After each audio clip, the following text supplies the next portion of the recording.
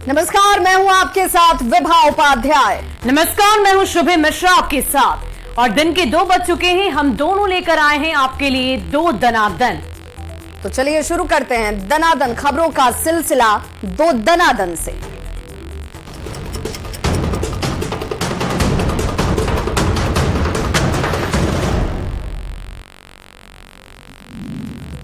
तो दनादन बुलेटिन की शुरुआत बड़ी खबर के साथ। पटना में शिक्षक अभ्यर्थियों ने एक बार फिर से बहाली के रिजल्ट पर गंभीर सवाल खड़े कर दिए हैं। शिक्षक अभ्यर्थियों ने डॉक्यूमेंट वेरिफिकेशन पर कई सवाल खड़े किए हैं। फर्जी अभ्यर्थियों के चयन का आरोप लगाया गया है। अभ्यर्थियों ने कंप्यूटर साइंस में फर्जीवाड़े का भी आरोप लगाया है।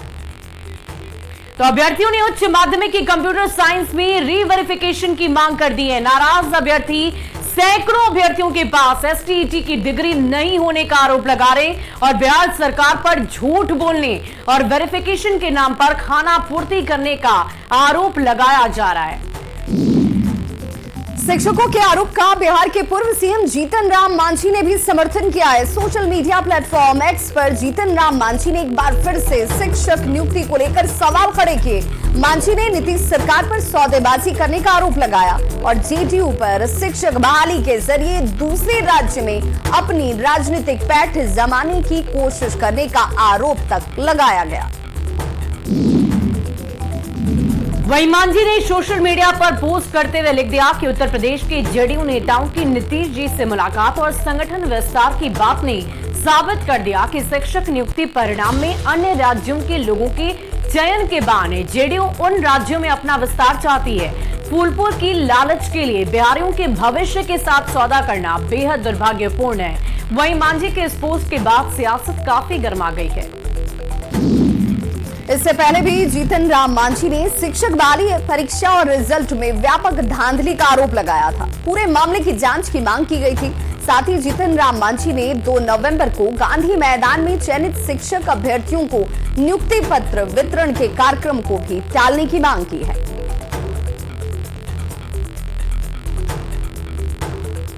वहीं जीतन राम मांझी ने कहा कि उनके पास सबूत है कि शिक्षक बहाली प्रक्रिया में बहुत बड़े पैमाने पर गड़बड़ी की गई है, जिसको लेकर वो सीएम नीतीश कुमार के साथ बीपीएससी को भी पत्र लिख रहे हैं। सुनिए उनका बयान।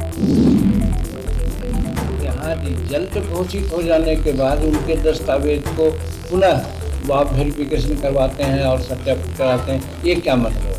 इसमें कहीं ना कहीं अनियमितता की वो आती है। सबूत है हमारे पास कि काफ़ी धांधली हुई है।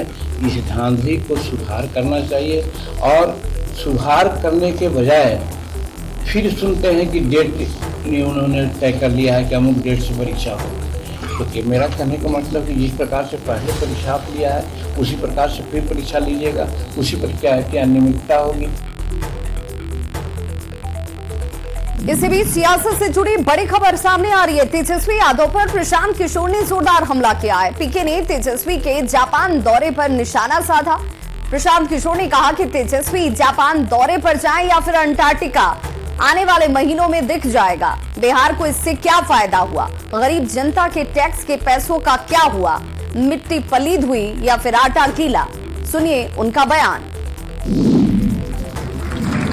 तेजस्वी जी जापान जाएं या अंटार्कटिका चले जाएं, उनकी जो अपनी समझ है, अगर बिहार के लिए जापान से लाकर कुछ करा पाए तो बहुत अच्छी बात है।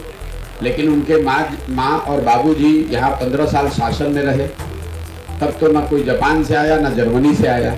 अब अगर वो प्रयास कर रहे हैं तो मैं उसका समर्थन कर रहा हूँ, बिल्कुल समर्थन है। लेकिन जब जापान आप घूमने गए हैं, आकि जापान से कुछ बिहार के लिए लाने गए हैं, वो तो जब वो जापान से लौटेंगे और आने वाले महीनों में ही दिखेगा कि उनके जापान जाने से बिहार का कुछ फायदा हुआ कि इस गरीब जनता के टैक्स का पैसा का और मिट्टी पलीद हुआ और आटा गीला हुआ।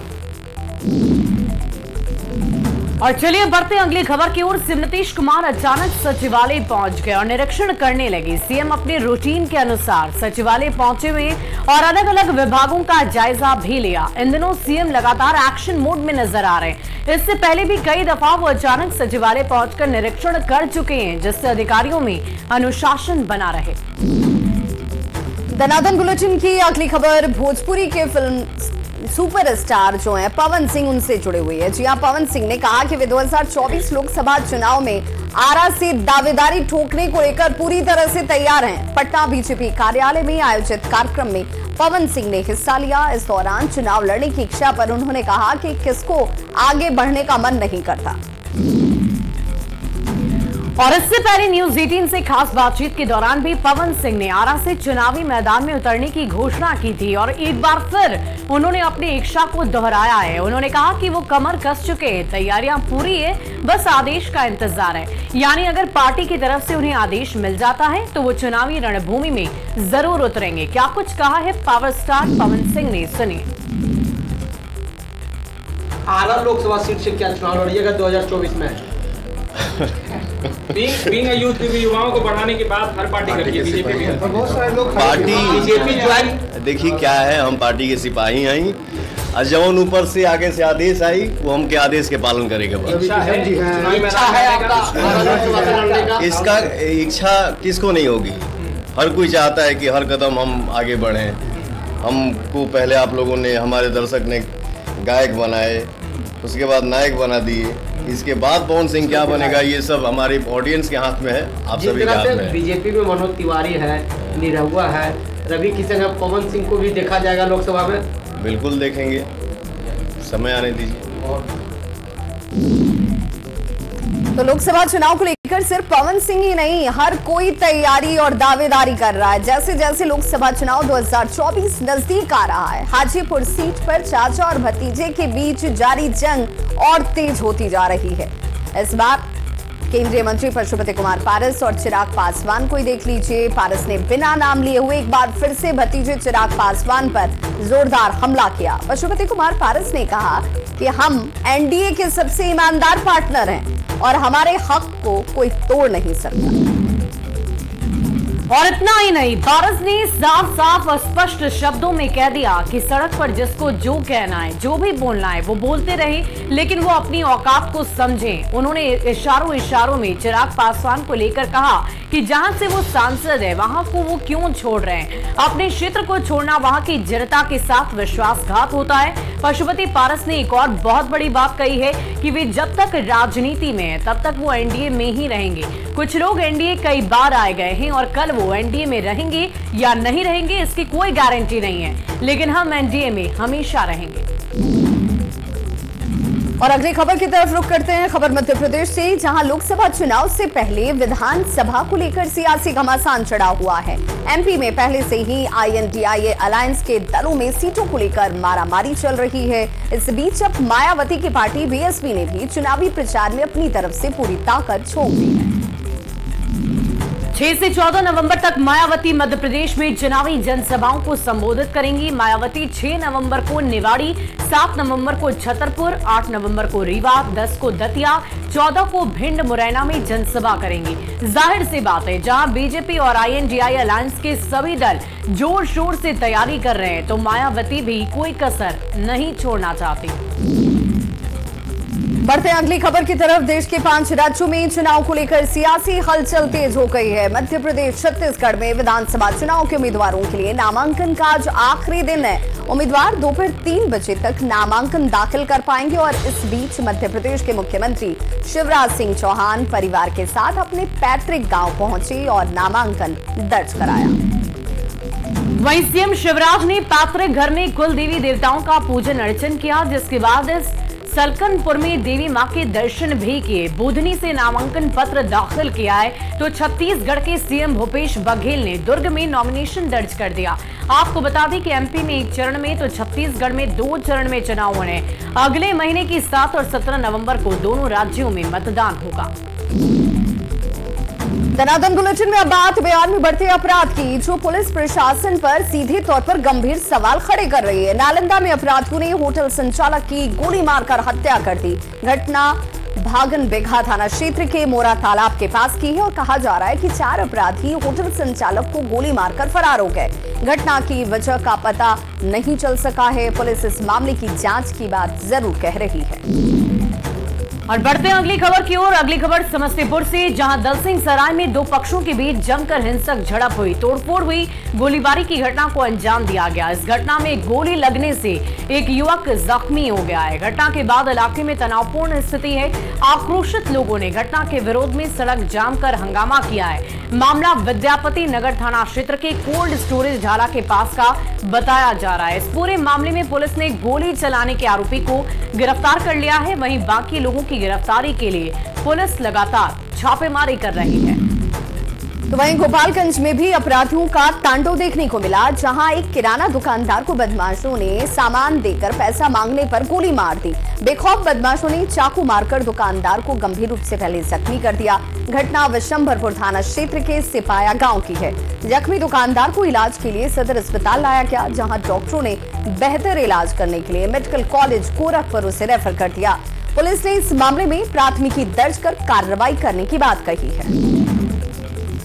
और बढ़ते हैं अगली खबर की ओर। अगली खबर मुजफ्फरपुर से, जहां अपराधियों ने एक एमआर को गोली मारकर जख्मी कर दिया है, जिसे इलाज के लिए निजी अस्पताल में भर्ती किया गया। घटना मीनापुर थाना क्षेत्र के तुर्की तुरहा टोली के पास की बताई जा रही है। देवरिया थाना के धरफरी निवासी मनोज कुमार गुप्ता को अपराधियों ने गोली मारकर जख्मी कर दिया। लूट के दौरान अपराधियों ने गोली मारी है। गोली मनोज के कमर में लग गई। फिलहाल घायल को इलाज के लिए अस्पताल में भर्ती किया गया है। अगली खबर बाढ़ से, बख्तियारपुर थाना इलाके के चंपापुर गांव में वार्ड नंबर 2 के वार्ड सदस्य अजय कुमार के असामाजिक तत्वों ने लाठी डंडे से जमकर पिटाई कर दी, जिसके बाद कई राउंड फायरिंग भी की गई, जिसमें एक बच्ची बाल बाल बच गई। घटना की सूचना पर बाढ़ एएसपी मौके पर पहुंचे और मामले की जांच कर आरोपियों की गिरफ्तारी के लिए छापेमारी शुरू कर दी गई। दोनों घायलों का इलाज बख्तियारपुर अस्पताल में इस वक्त जारी है।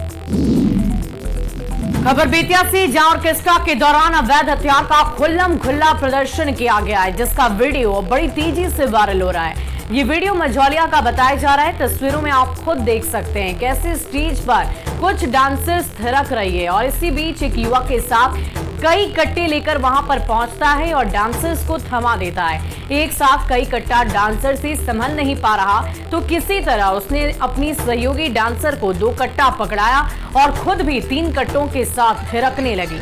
वीडियो वायरल होने के बाद पुलिस इस पूरे मामले की जांच पड़ताल में जुटी है।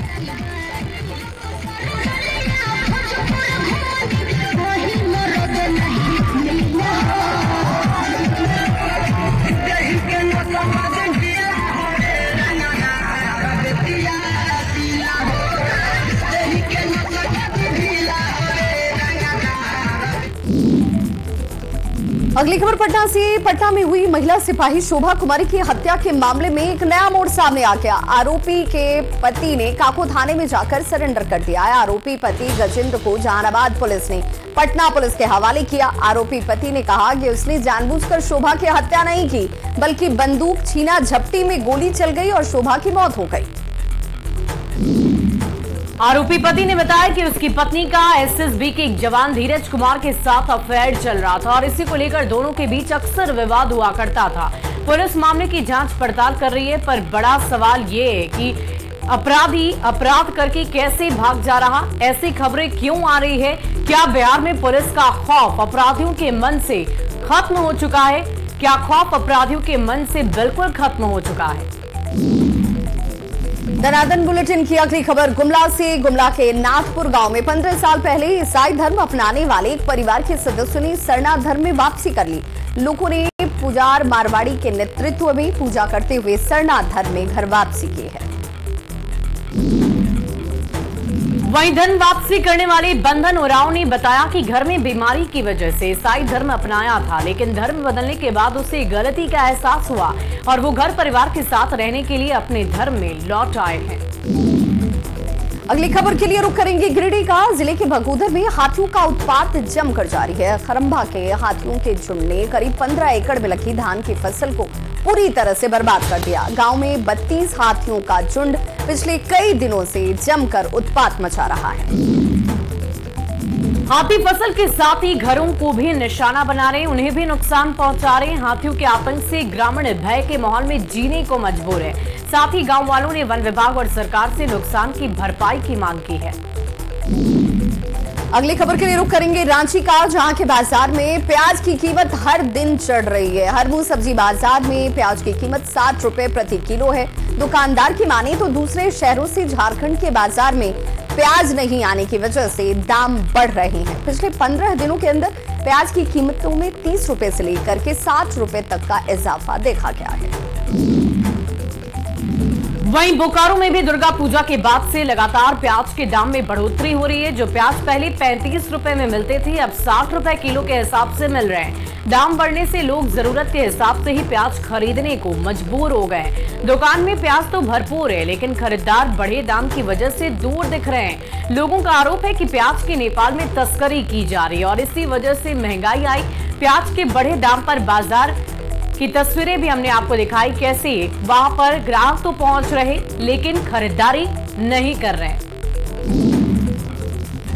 और अब बात राष्ट्र प्रेम की। जी हां, देश के लिए सर्वोत्तम बलिदान देने वाले वीर शहीदों की याद में भारत सरकार के सांस्कृतिक मंत्रालय ने मेरी माटी मेरा देश अभियान की शुरुआत की थी और इसी को देखते हुए देश के कोने कोने से लोग अपने गांव, कस्बों, शहरों और जिलों की मिट्टी और चावल के अमृत कलश को लेकर दिल्ली पहुंच रहे हैं। दिल्ली में होने वाले इस कार्यक्रम में 20,000 से ज्यादा लोग अमृत कलश लेकर आ रहे हैं।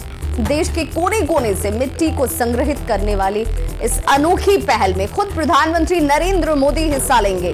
प्रधानमंत्री नरेंद्र मोदी 31 अक्टूबर को कर्तव्य पथ पर मेरी माटी मेरा देश अभियान के समापन कार्यक्रम को संबोधित करेंगे। और देश के कोने कोने से लाई जा रहे कलशों की मिट्टी को एक विशाल और भव्य कलश में स्थापित कर दिया जाएगा। वीरों को श्रद्धांजलि देना है इसका मकसद। और इस कार्यक्रम के दौरान राज्य अपनी संस्कृति और कला को भी प्रदर्शित करेंगे। कार्यक्रम में हरियाणा, उत्तर प्रदेश, उत्तराखंड, गुजरात, आंध्र प्रदेश, गोवा, मणिपुर, त्रिपुरा, नागालैंड, उड़ीसा, महाराष्ट्र के मुख्यमंत्री शामिल होंगे। वहीं चुनावी राज्यों से राज्यपाल भी शामिल होंगे। मेरी माटी मेरा देश कार्यक्रम की शुरुआत 15 अगस्त को की गई थी और अब इसका समापन कल प्रधानमंत्री के द्वारा किया जाएगा। बढ़ते हैं अगली खबर की तरफ। रिलायंस फाउंडेशन की चेयरपर्सन नीता अंबानी को US India strategic partnership forum ने ग्लोबल लीडरशिप अवार्ड से सम्मानित किया है। नीता अंबानी को परोपकार और कॉर्पोरेट सामाजिक जिम्मेदारी के लिए साल 2023 का ग्लोबल लीडरशिप अवार्ड से सम्मानित किया गया। सम्मान को लेकर नीता अंबानी ने आभार जाहिर किया। कार्यक्रम में नीता अंबानी ने कहा है कि पुरस्कार को पाकर बेहद सम्मानित और गौरवान्वित महसूस कर रही हूँ। रिलायंस फाउंडेशन के रूप में हम भारत में 7.5 करोड़ लोगों तक पहुंच चुके हैं। नीता अंबानी ने महिलाओं को सशक्त बनाना, बच्चों को शिक्षित करना, सभी के लिए शिक्षा और खेल का अधिकार को सुनिश्चित करने पर काफी जोर दिया। साथ ही ओलंपिक में क्रिकेट को शामिल किए जाने को लेकर खुशी जताई है। और अब बात देश की राजधानी दिल्ली में बढ़ते प्रदूषण की। जी हां, दिल्ली एनसीआर अब गैस चैम्बर बनने लगा है। जी हां, आम लोगों को भी परेशानी होने लगी है। मौसम की स्थितियां भी ऐसी हैं कि अभी वायु प्रदूषण में कमी की संभावना दूर दूर तक नहीं है। हवाओं की धीमी रफ्तार, हवा में अधिक नमी और घटते तापमान की वजह से इस समय प्रदूषण लगातार बढ़ता ही जा रहा है। हर साल नवंबर साल का सबसे प्रदूषित महीना रहता है। सफर इंडिया की ताजा रिपोर्ट के अनुसार दिल्ली में वायु गुणवत्ता सूचकांक 322 है, जबकि नोएडा में ये 324 है।